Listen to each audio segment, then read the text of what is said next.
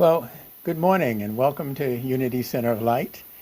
It's a pleasure to be here with you to have this Sunday service, and we're going to start off today by having Pamela read the Daily Word.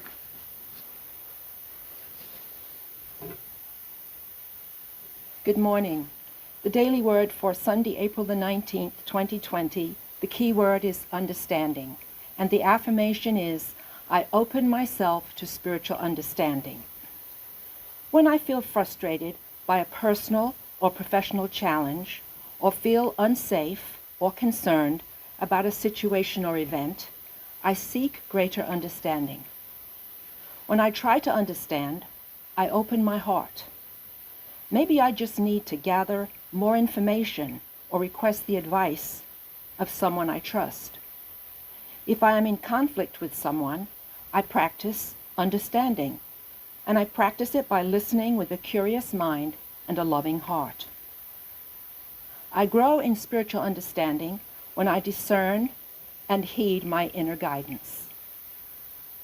Beyond conscious thought, spiritual truth begins to illuminate my consciousness.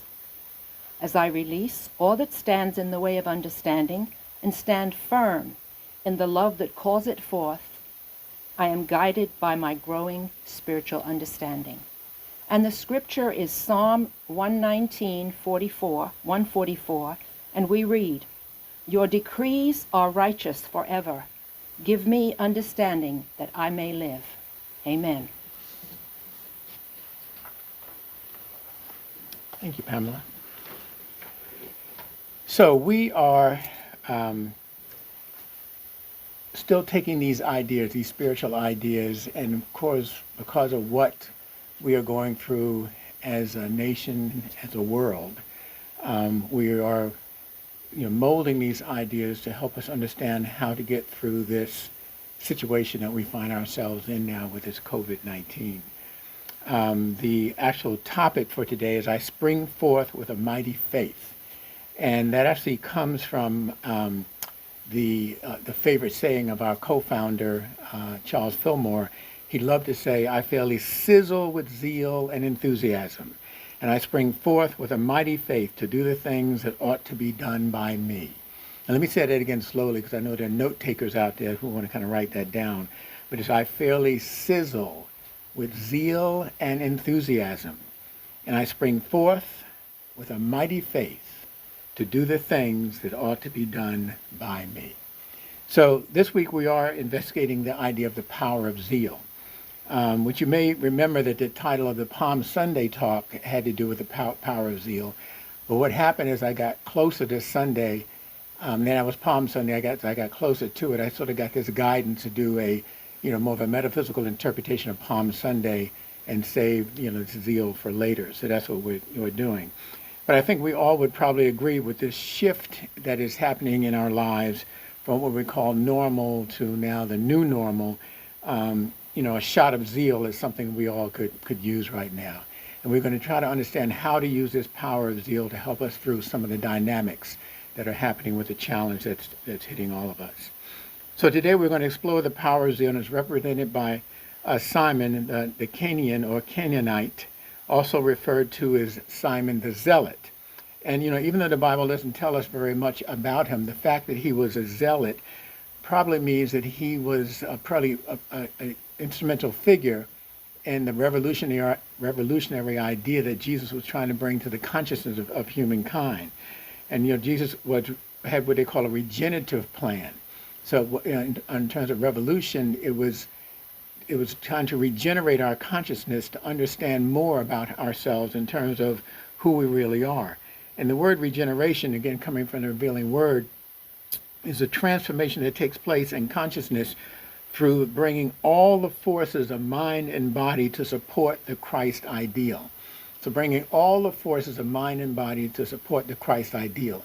So if you find yourself, some of the forces of your mind and body are going out and getting caught up in what is happening in the world, then that is preventing you from bringing all the forces of your mind and body to support the Christ ideal. And if you're not going through the regenerative process, you're going through the degenerative process.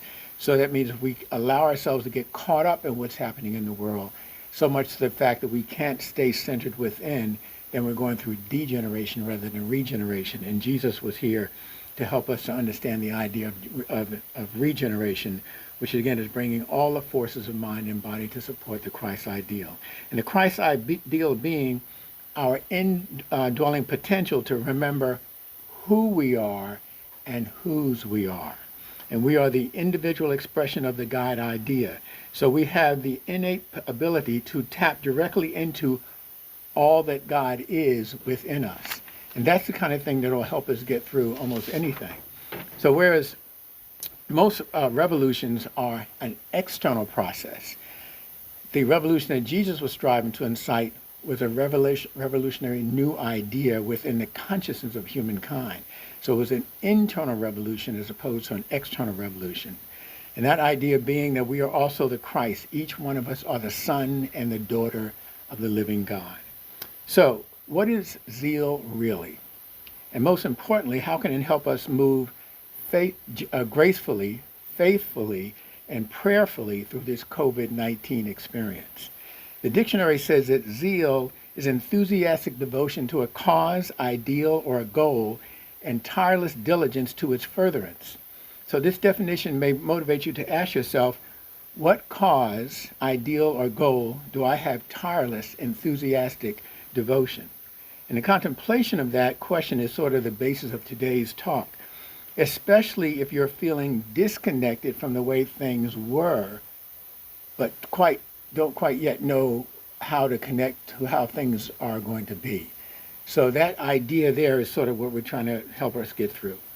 So Stephen Crane, a Stephen Crane poet, and this poet wrote this back in 1899. He wrote, "A man said to the universe, 'Sir, I exist.'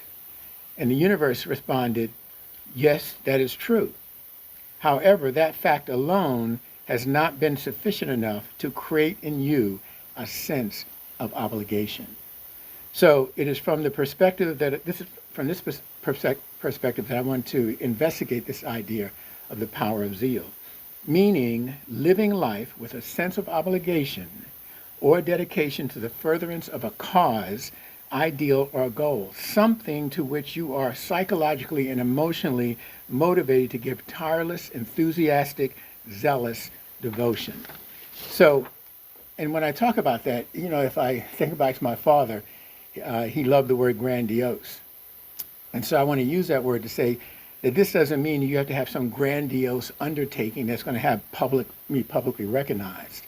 It can be something that is very private and personal to your fulfillment of your own heart's desire, but it must be something that gives meaning and purpose to your life and fills you with a sense of enthusiastic, zealous devotion. I did a quick search on the internet of people who have sort of this idea of being totally committed to something in their old age. They had one guy came across 103 years old. He's still running marathons. I can't remember all the different ones I came across, and I didn't really want to use those examples because I'm not saying you need to go out and run a marathon. But it's something that you find that you want to do for the rest of your life. Like for me, it would be this.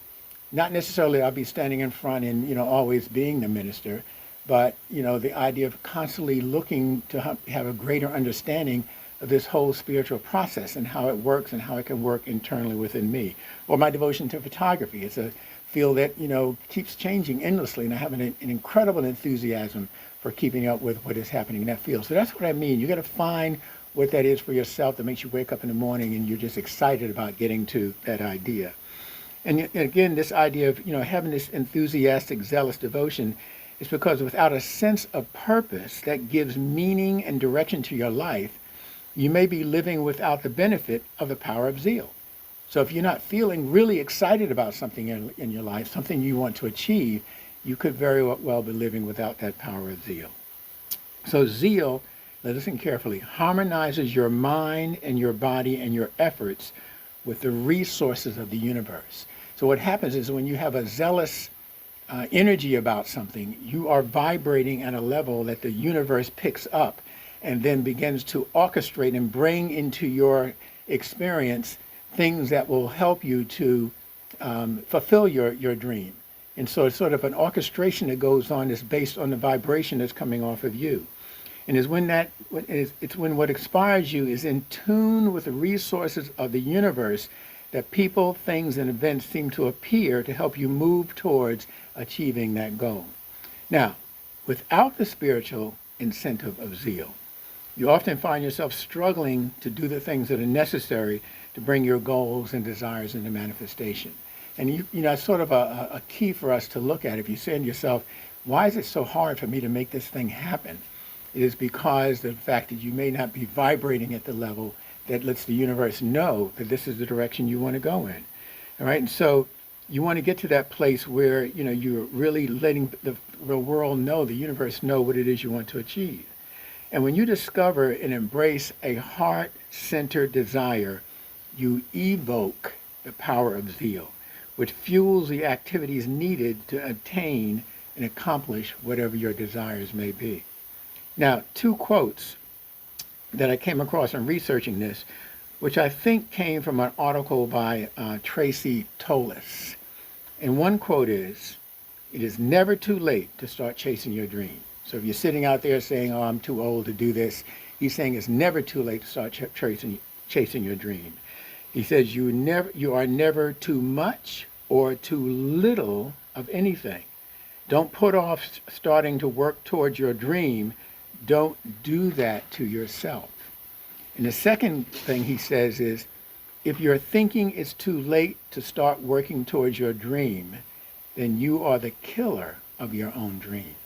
So this idea if it's too late in the grand scheme of things is not an excuse that really that the universe accepts.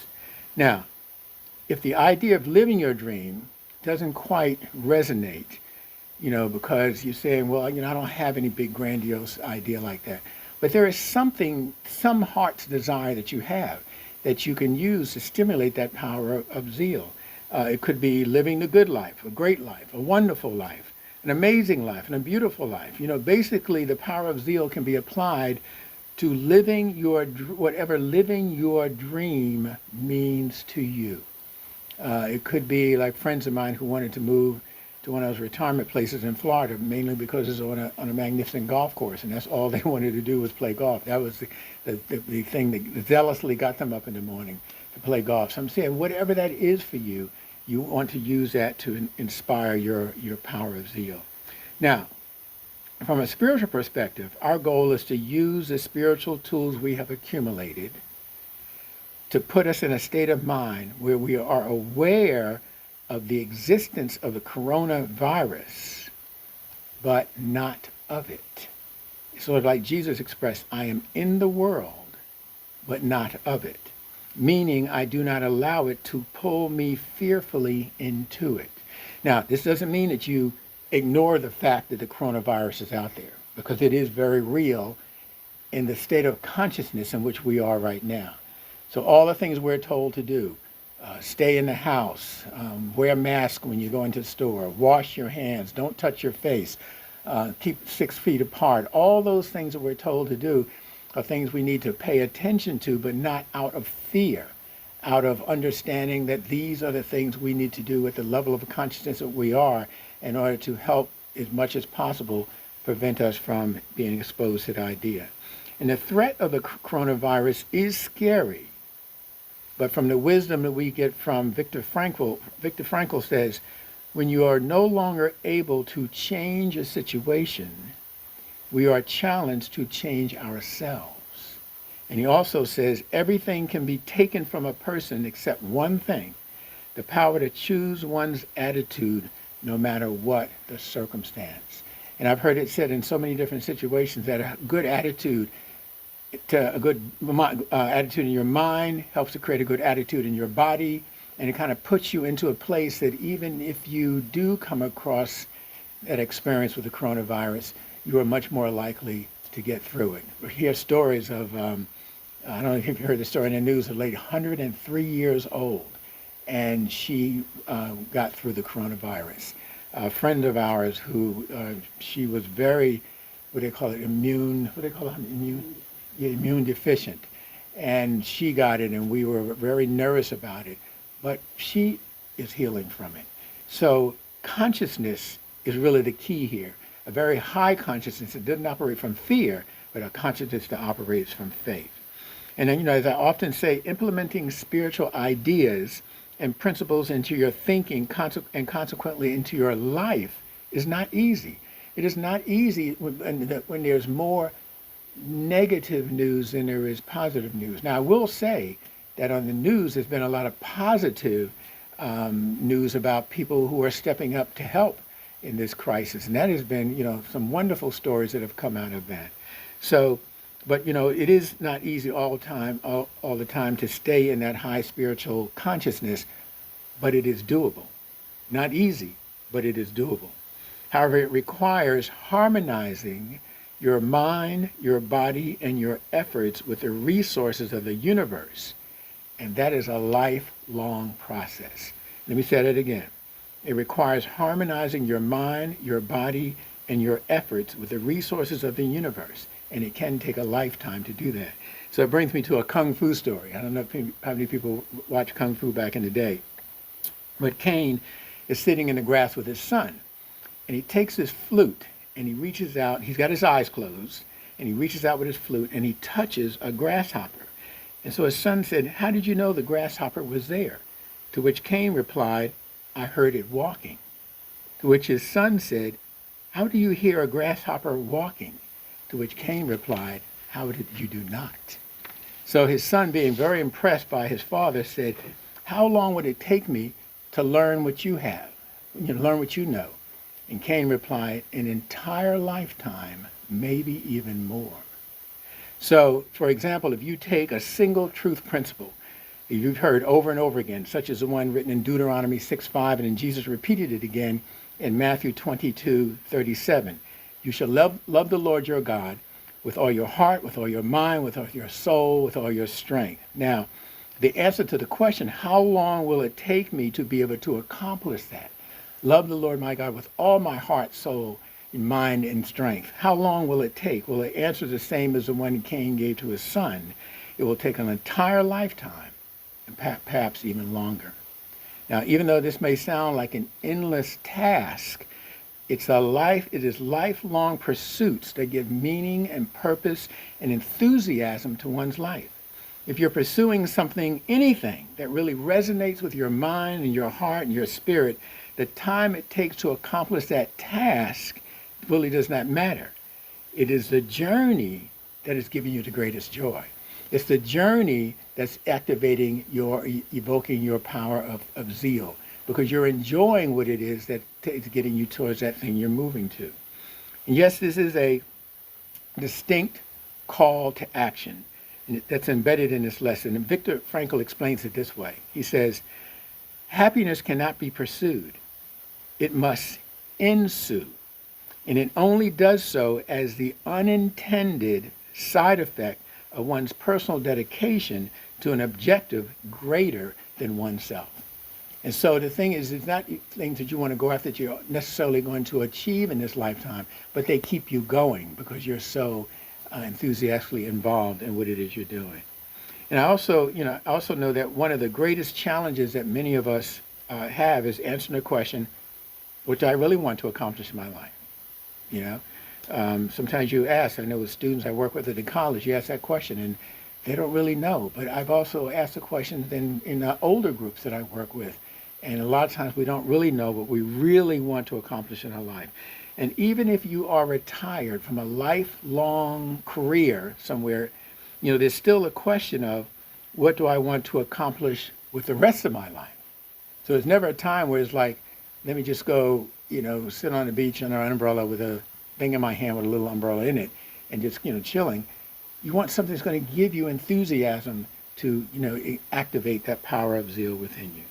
And it's probably safe to say that all of us know what we have to do or what we have to get done. If somebody says, well, what do you have to do? What do you have to get done? Well, we can go down our laundry list of the things we got to get done, all right?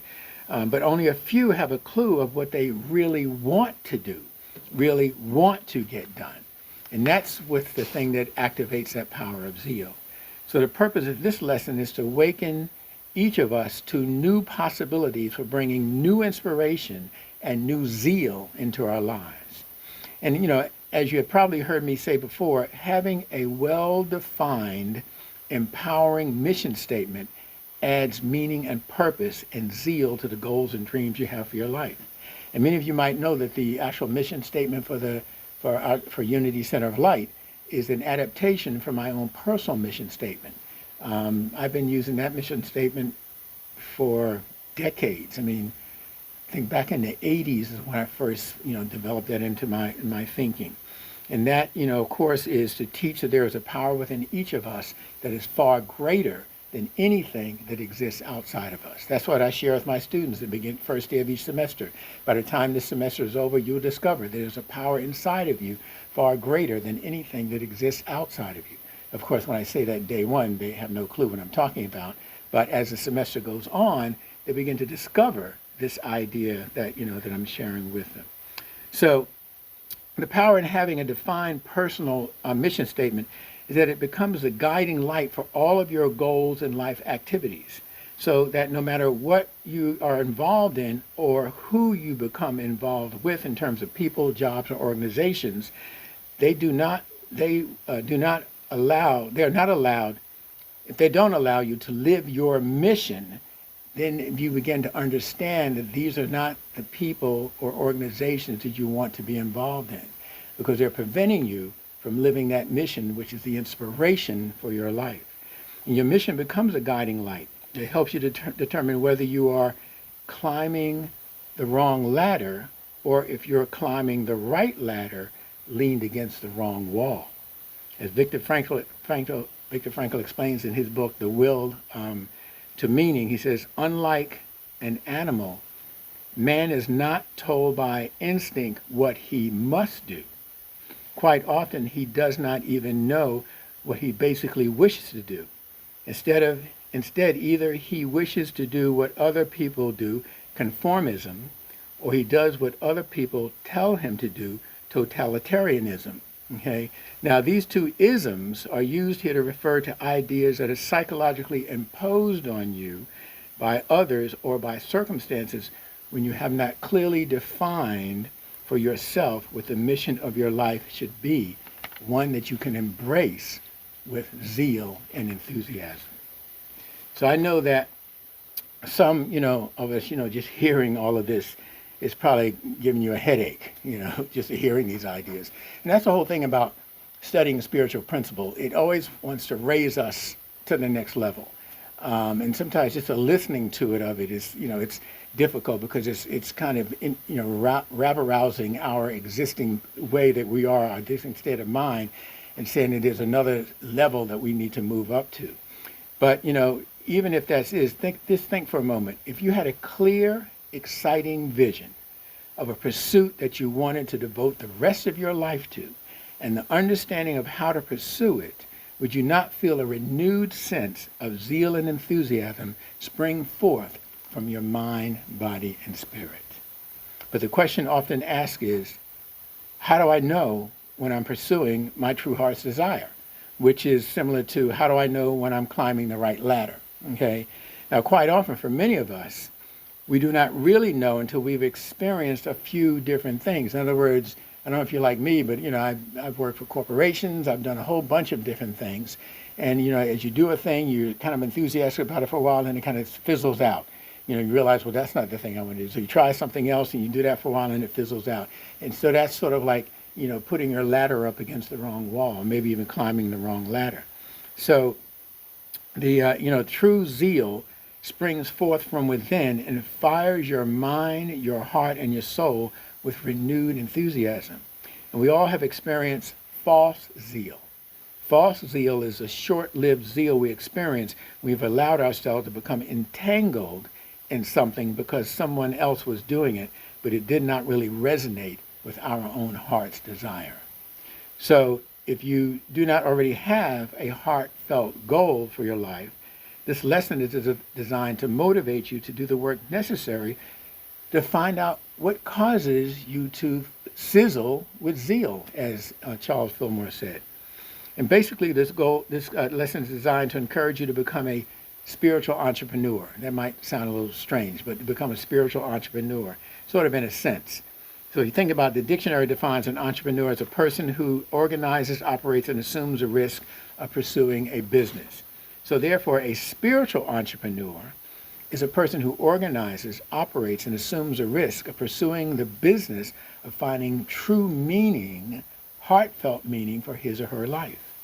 And we know the story of Jesus in Luke 2:49, where his parents were looking for him. He's 12 years old. They find him in the temple talking with the rabbis and sort of ask him, what is he doing? He says, I must be about my Father's business.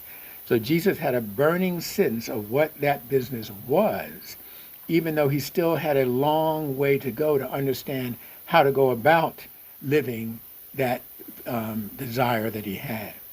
And so it's the same idea for each one of us. In order to become successful in the business of creating a meaningful life that is spiritually, emotionally, psychologically, and physically inspiring, you have to develop the mindset of a spiritual entrepreneur, meaning one who has the courage and the zealous inspiration to put the desires of your heart and soul over the fears of your ego. And it takes a tremendous amount of zeal, coupled with strength and courage and good judgment, to move out of your old way of thinking and make room for a whole new way of thinking and being. Zeal motivates you to move forward. So zeal is the motivation to move, strength is the courage to move, and judgment provides you with wisdom, the know-how that guides your zealous actions in the right way. Now notice how all of those powers were working together there, okay? So that process of working together helps you to move in the right direction and feel that you're moving in the right direction. So I think that's enough for one day. But let me end with this lesson, with a scripture from Philippians 3:13 through 14. Brothers and sisters, I do not consider that I have accomplished anything on my own. But one thing I do know, forgetting what lies behind and straining forward to what lies ahead, I press on towards the goal for the prize of the upward call of God in Jesus Christ. And so it is. Amen. So now we're going to have a meditation with Pamela.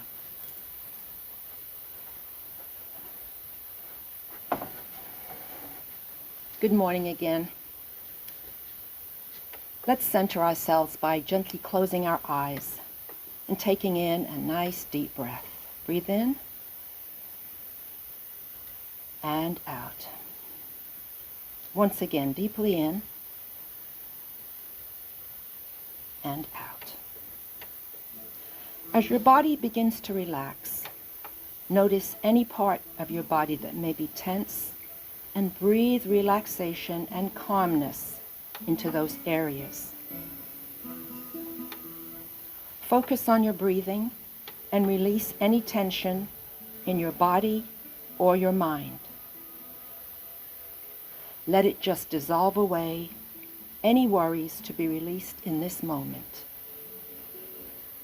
It is just you and the divine. This is your time of connection. So continue to relax now and let my words be the words of your own heart.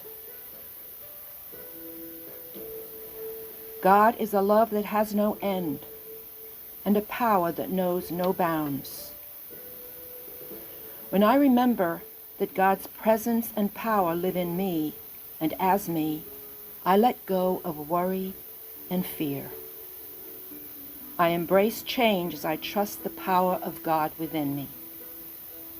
I am one with the presence of power that is God. I feel unconditional love enfolding me, enlivening me, and enriching me. I feel that wisdom guiding me and leading me to my good. Step by step, moment by moment, I boldly step forward to a new, higher perspective.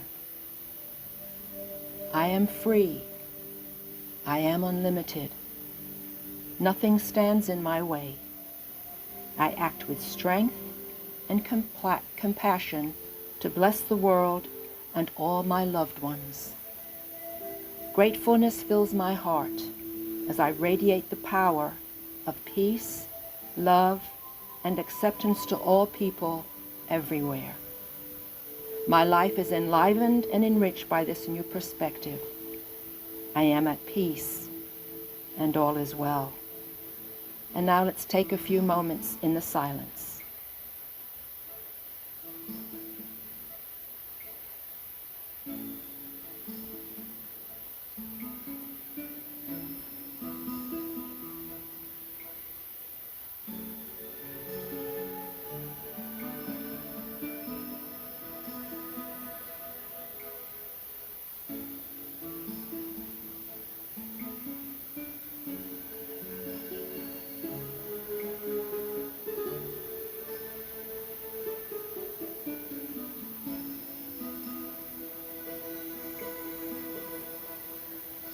And now, as you return from this time of meditation and re-enter your day, know that the Unity Center of Light is always here for you.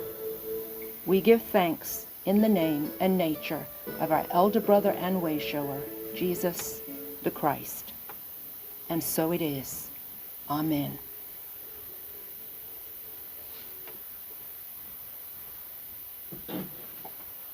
Thank you, hon. So now, as we always do, we're going to sort of take off our offering virtually. And remember, you can send your offering in to the office. The mailbox is actually outside of the building, even though the building is closed, and we appreciate that. You can give by PayPal, and don't forget that app, Tithely, TITHE.LY. It's an app that's on your phone where you can actually text your offerings in. And we want to thank you for the wonderful offerings that have been coming in to help support Unity Center of Light during this time. And we truly, truly appreciate that. So holding your offering in your hand, we know many of you give automatically through your bank offerings, but holding that in your consciousness, and let's say this blessing together.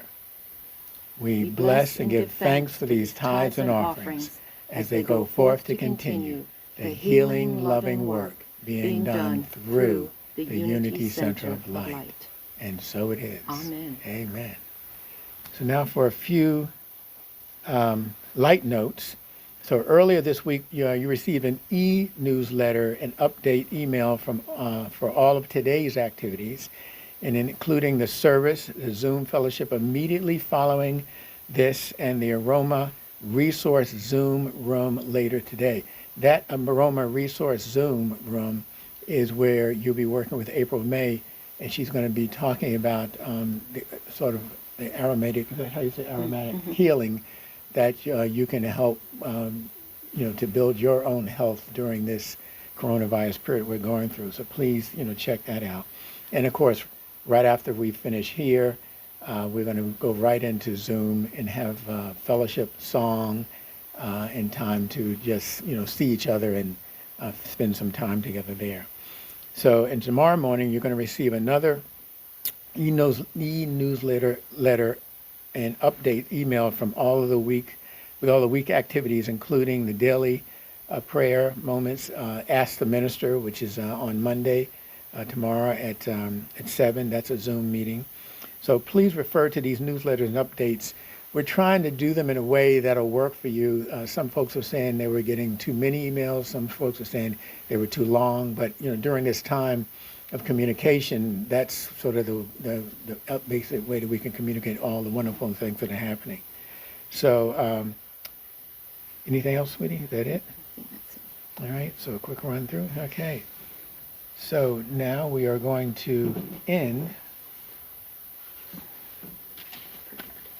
with the prayer for protection. Okay. We know that you all don't know, but hopefully you do. We'll say a line and you can say it with it. The light of God surrounds me. The love of God enfolds me. The The power of God protects me. The presence of God watches over me. Wherever I are, God is, and all is well. And that is truth. So thank you very much for being with us, and we will see you in a moment on Zoom if you are going to be part of that. Thank you. Thank you. Have a good week.